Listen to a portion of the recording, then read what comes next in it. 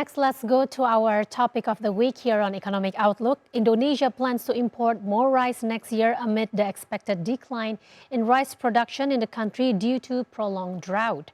While the import will help curb price increase, it could hurt farmers as they won't be able to benefit from potential price increase.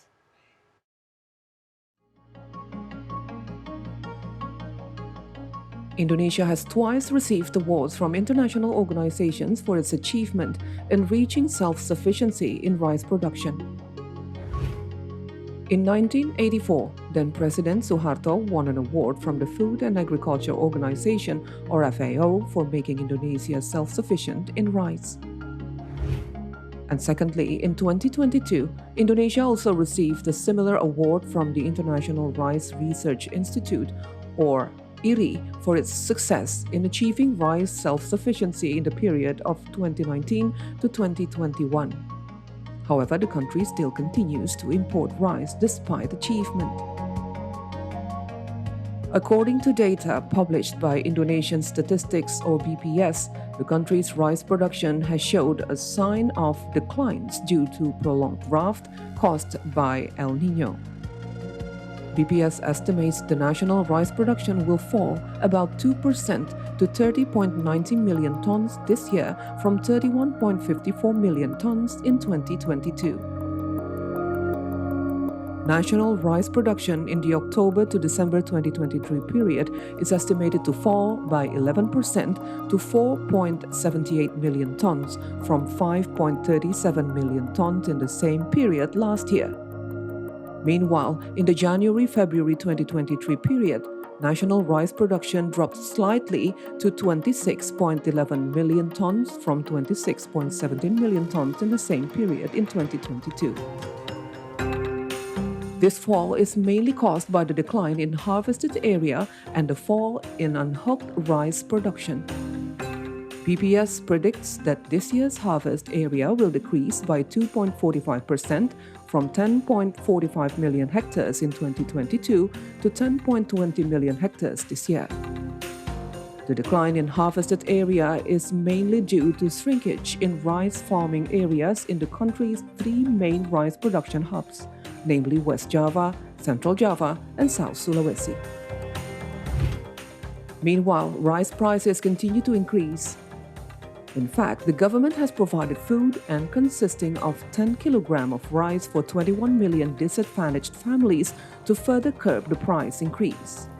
The food assistance was provided for 3 months, from September to November 2023. The prices of premium grade and medium grade rice rose by 20% to 15,000 or about $1 per kilogram and 13,200 rupiah per kilogram, respectively, in Jakarta in mid-November compared to prices recorded at the end of October.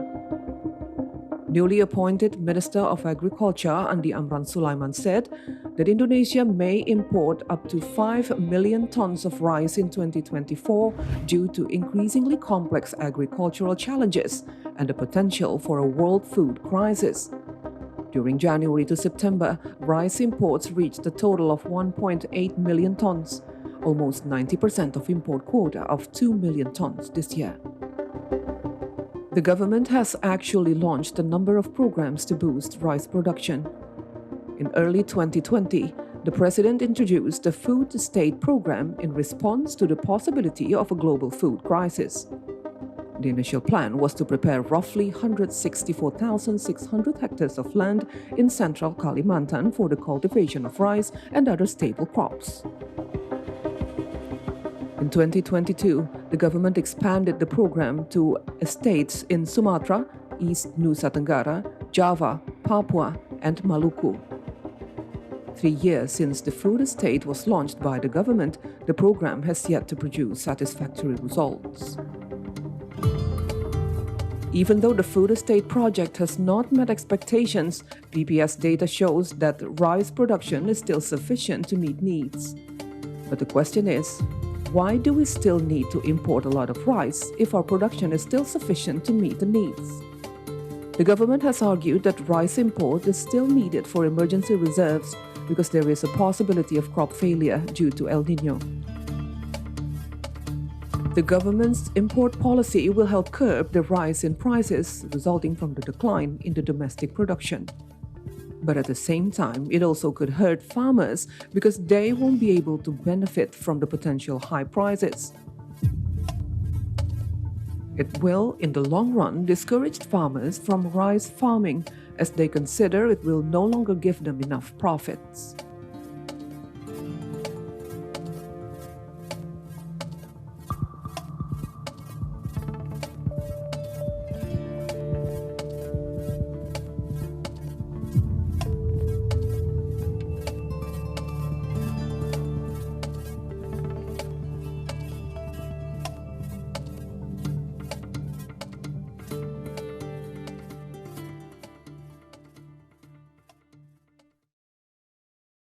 The government rice imports policy will help curb the increase in prices resulting from the decline in production, but it also could hurt farmers because they won't be able to benefit from potentially high prices. Here, our guest this afternoon, Professor Dwi Andreas Santosa from the Bogor Agricultural University, or IPB. He will talk about rice imports and domestic rice production. Welcome to Economic Outlook, Professor Dwi. Thank you for being here with us to talk about rice imports, really. Yes, okay. Now, Professor Dwi, this year Indonesia have imported 2 million tons of rice, and next year it plans to import 5 million tons more. This is a big number right here. Actually, Professor, how severe is the impact of the drought on rice production so far? Okay, first one, I would like to correct the data. Actually, at the end of 2022, Indonesia decided to import 0.5 million ton of rice. Okay. And then the rice, around 200,000 tons, entered Indonesia in the end of 2022. Sorry. And then and the rest came to Indonesia around 300,000. And in March, Indonesian government decided to import 2 million ton of rice in the March. And then total with the rest of import 2022, we import around 2.3 million tons. And then in several months ago, to overcome the price of the rice in Indonesia, the government decided again to import 1.5 million tons. And then from this 1.5 million tons, probably can enter Indonesia around 1 million ton. Totally import in 2023 is 3.3 million tons. That's a very, very huge amount, and the largest rice import during 25 years. It is the largest during largest import during 25 years in 2023. This one. Professor, how severe is the impact of the prolonged drought really? Is it really because of the prolonged drought? The BPS, Central Statistic Agency, has already released the prognosis of production of Indonesian rice, Indonesian paddy in Indonesia in 2023. And the production declined around by 2.05%. Wow. Or if equivalent with 0.65 million ton, or only 650,000 tons, compared with 2022. It means the amount of import very, very large, very, very huge, much more than the production declining in Indonesia. That is a big problem, especially for our farmers, because I'm sure that in the next, right now, the grains, the grain price on the farmer level already declined. This one. And in the main season, in the main harvest season in next year, I'm sure if the import is so big, the price will go down very, very deeply, and of course, the farmer will be lose again. Okay, so in your opinion, is this the right action that is taken by the government of importing such a big number of rice, especially for the coming year, although they do anticipate the prolonged dry season to be longer? No, no, no. The dry season is not so long. Right now, already several farmer already plants, and then the main harvest in my calculation only delay around 2 to 3 weeks. 2 to 3 weeks. It means the peak of harvest time will be in the end of March to the early of April. It's not so long. 2 to 3 weeks is not so long, and I prognosis that the rice production in the next years will increase around 3 to 5%. What the mean 3 to 5% will increase around 2 million tons of rice. Okay. And at the same time, the government already decides to import the addition 2 million tons in the next year. So you don't agree with this action that has been taken by the government? I'm not agree about that things because the import decided not by only by common sense, only by the assumption that rice production in Indonesia this year and the next year decline very sharply. But in fact not. The Central Statistic Agency has already released the data. The rice production only decreased 650,000 tons, but we import 3.3 million tons of rice. And that's why this one is I think it's very bad policy for me. This very bad policy and also will have a greater impact to our farmers. Exactly. Detrimental I was impact thinking to our like, farmers. what Yes, about next yes, year? We of will course. only feel the impact Yes, later yes, on. yes. Now, Professor, even speaking of like, even in normal conditions, Yes. the government has always turned to import when there is an increase in price in Yes. Indonesia. Do you think that the import policy is actually fair enough to our farmers as they cannot benefit from higher prices of rice, really? This is the food policy in Indonesia is a bias, a very biased toward consumers. It means if the price, the food price increase, and then the government decided to import any kind of food, and during the government, during the this administration, this government, the Jokowi administration, the import of food commodity increased almost 2 times. Wow. Only 10 years. For example, in 2013, total value of import of food commodity is only around 10.1 billion US dollar. And then in 2022, the import increased to 18.6 billion US dollar, increased almost 2 times.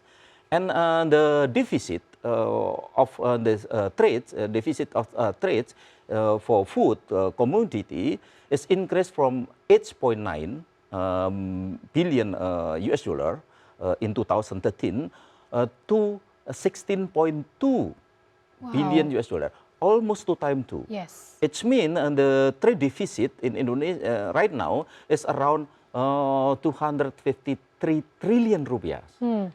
It's mean, and we know that 100% of wheat we have to import, and then also 90% of soybean we have to import, and then also garlic and so many food in Indonesia. Exactly. And Yes. you mentioned that our government is biased in Yes. policy making. Yes, yes. Why is our government taking these actions then?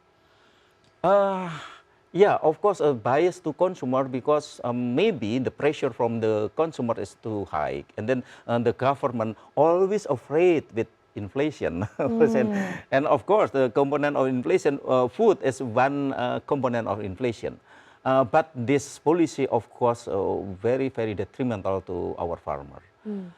And then we know that our farmer is part of Indonesia, mostly farmer. This one, and this very bad policy. And this policy is not decided by good calculation, not just only assumption. For example, assumption that rice production in Indonesia will decline sharply, but in fact not.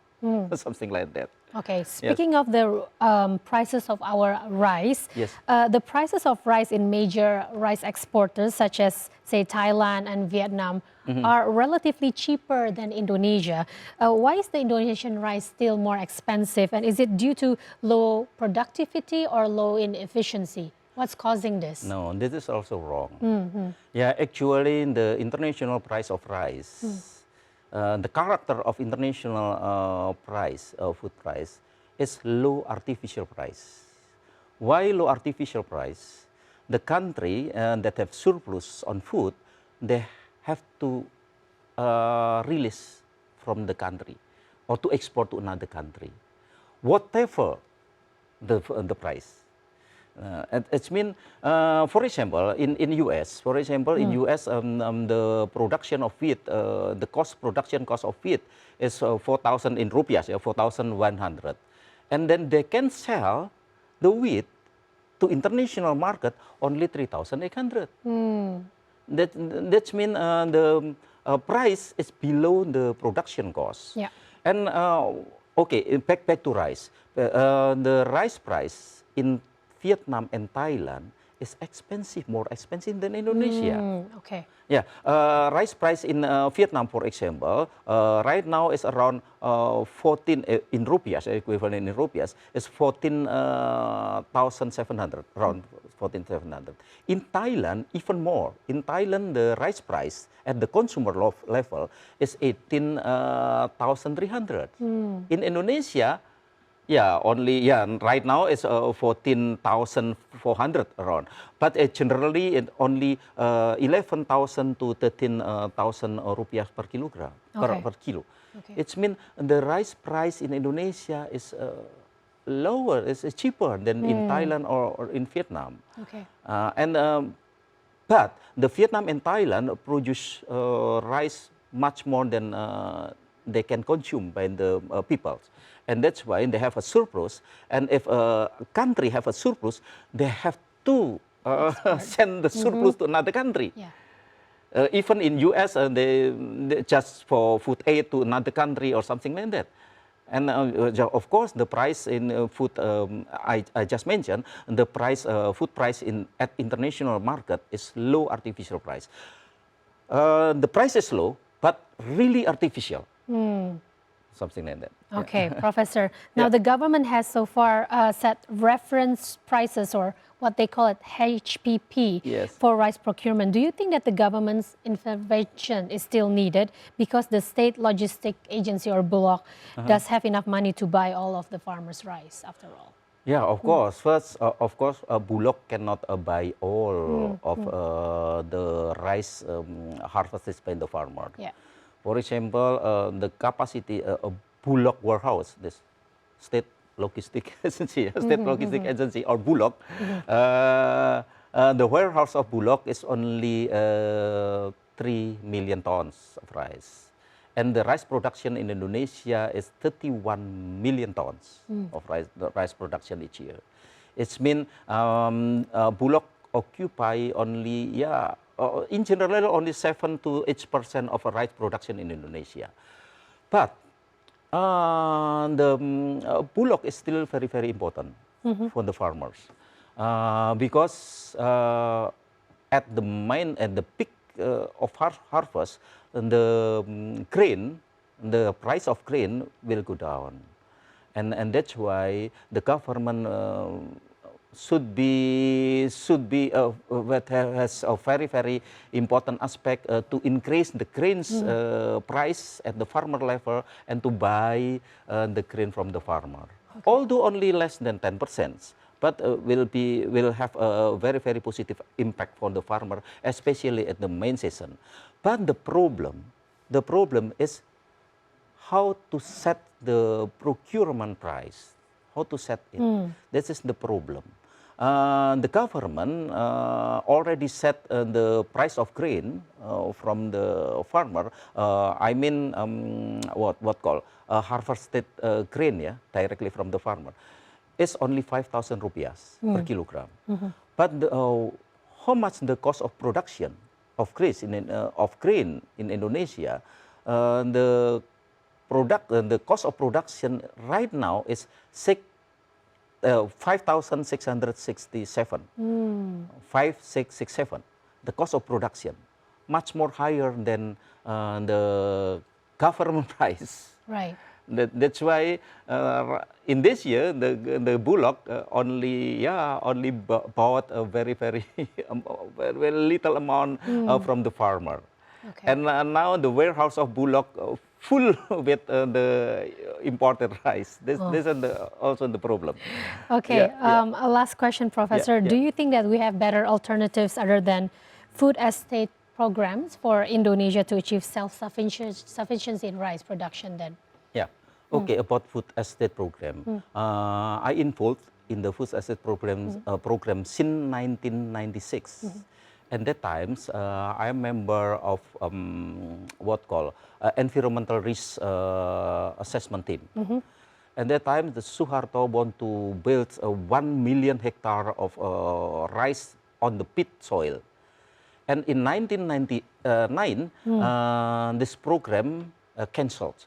Okay. By Bapenas, So in short, do you think that this program... Yes, and then during the SP era, Susilo Bambang Yudhoyono era, there are 3 food estate program. First one is Merauke Integrated Food and Energy Estate, 1.2 million hectare, and then Bulungan Estate, 300,000 hectare, and then Ketapang Estate, 100,000 hectare. And also in the beginning of Jokowi administration, Jokowi also tried to build a food estate in Merauke around 1.2 million hectare. All of the program was failed. All of the program was failed during the last 25 years. Wow. And that's why we should think to another. I mean, for example, in Indonesia, we have dry land area, around 14 million hectare of dry land area in Indonesia. And then if we increase the infrastructure of the dry land area, it means we can increase the production of any kind of food on dry land area. And then also in sawah area, in paddy field also, the productivity of paddy field in Indonesia right now is around 5.1 to 5.3 tons of rice per hectare. Okay. And then we can increase to 6 to 7 tons per hectare. Okay. It means there is still many other alternatives out there that we can see. Actually, yes. Professor Dwi Andreas Santosa, thank you so much for your insights. I apologize, we have very limited time to discuss this, but thank you so much for being on Economic Outlook.